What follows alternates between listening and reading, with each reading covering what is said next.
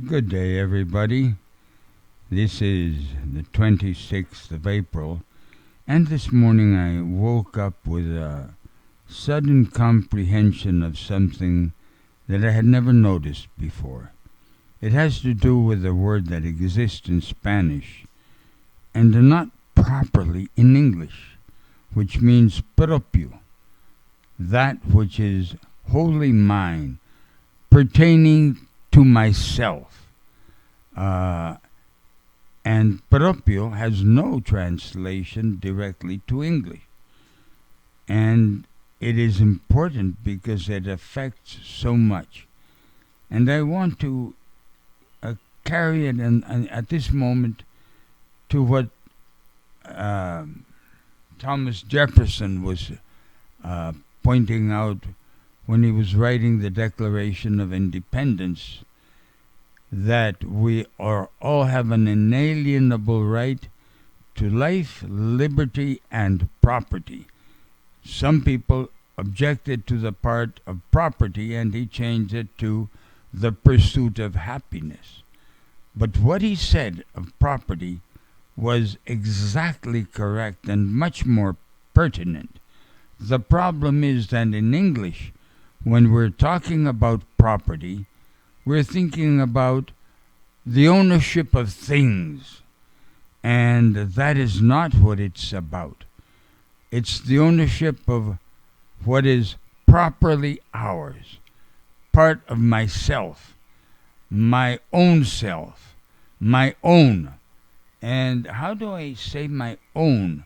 In Spanish es lo que me es propio, that which is proper of myself.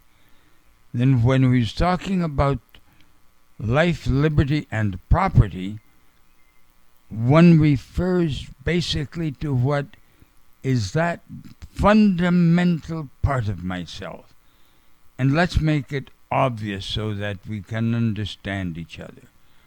Once I am conceived and start forming myself in my mother's womb, I receive everything from her blood. I receive my oxygen through her blood. And as I start growing, I must appropriate that which is hers and make it my own property, my own self. At the moment that I am born, I am cut off from the oxygen that comes through her blood, and I have to oxygenate my own self. So I start by crying. Somebody smacks me on the backside, and wow, I start crying, and I start appropriating the air which I need to live. The next thing that I must appropriate is my mother's milk. I used to receive the nutrients through her blood, but now I must get it from her breast. And I start that process of cutting myself off from her, and she starts giving of herself to me in a different way, not directly through her blood. She starts cutting me off from that, and I must myself appropriate those things that I need. And this goes on to all the weaning process, the physical weaning, but also the mental weaning, because mentally I start to appropriate myself of the external world and making it properly part of myself. And this is essential property, which is extremely important. The external world, which I am appropriating and is essential to myself, is what property, all property, is about. And I receive it always, especially at the beginning, through other people. Because the outside world has a common ownership to a great degree. It is there for everybody to use.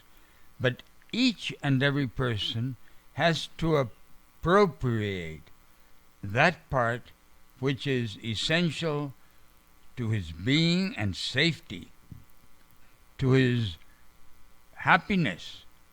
That's where Thomas Jefferson was talking about the right to pursue happiness. But it's a lot more than happiness. It is life that I am appropriating. It is exercising my liberty. And I have to construct that life by appropriating the outside world. And that outside world is not only the things that are outside. One of the first things is learning to deal with my surrounding, that which I perceive through my sight, my hearing, my taste, my smell, my tact, my tactual learning, and discover and make the internal, how shall I call it, figures that are going to be part of my understanding of the external world. This is my mother, this is my father, this is food. This makes me feel good, that makes me feel bad. And I start ordering that and make like a schemata, an internal schemata of the outside world inside of myself. And this is essential. Without these things that I must appropriate and internalize, I cannot live. And what I am actually doing is creating a new world inside of myself, a copy of the outside world. Part of it I used to create my body, my muscles, my blood vessels, my brain. But on top of that, my understanding of the outside world. Later on, I am going to acquire language.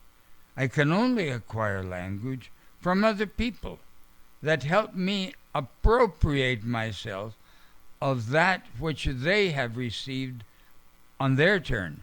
Because creating language took millions of years. We can start, let's say back at when, let's say, Homo habilis started. He was becoming man, Homo habilis. Later on, Homo erectus. But we go back that far, and the acquisition of language has taken, let's say, 2 million years, maybe more. But I'd say that's a safe period. And the acquisition of consciousness, of understanding the outside world, has been gradual, and passing that knowledge on through teaching is another essential aspect of being human. And furthermore, another essential aspect enters here, because your apes, as soon as they are born, the child can grab onto her mom's hair, maybe while she jumps from one branch to another. But human babies can't do that. They're totally dependent. And the mother has had to develop a strategy, or nature for her, the God behind nature. The God of nature has directed to a certain degree, in his own way, how we developed into a family in which the female had to hook onto a male who would help her develop the child, teach the child, and bring him to maturity. This appropriation depends to an enormous degree on the other. That is why the individualistic concept distorts the real nature of the person, because personality, that which is property of the other, has to be passed on to me as property. That requires a give and take, a, a society that has to be provided, which brings us to the whole thing of community property and which we must delve into. But first, we must understand the nature of property itself. What I am pointing out in this instant is that I don't acquire property by myself. It requires the collaboration of others.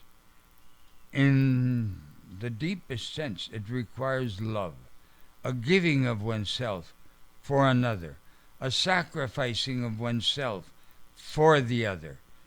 And that is how I learn. That is how I start acquiring property.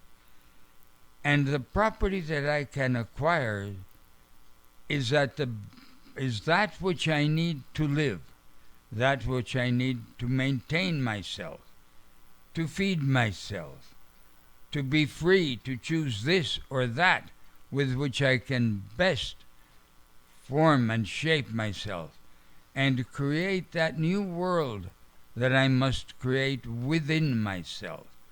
And this whole process is fundamental and inalienable to the person. That person, myself, my ownership, that which is proper of myself. Eso que me es propio, as I would say in Spanish. And this is the whole subject that I have to embark on.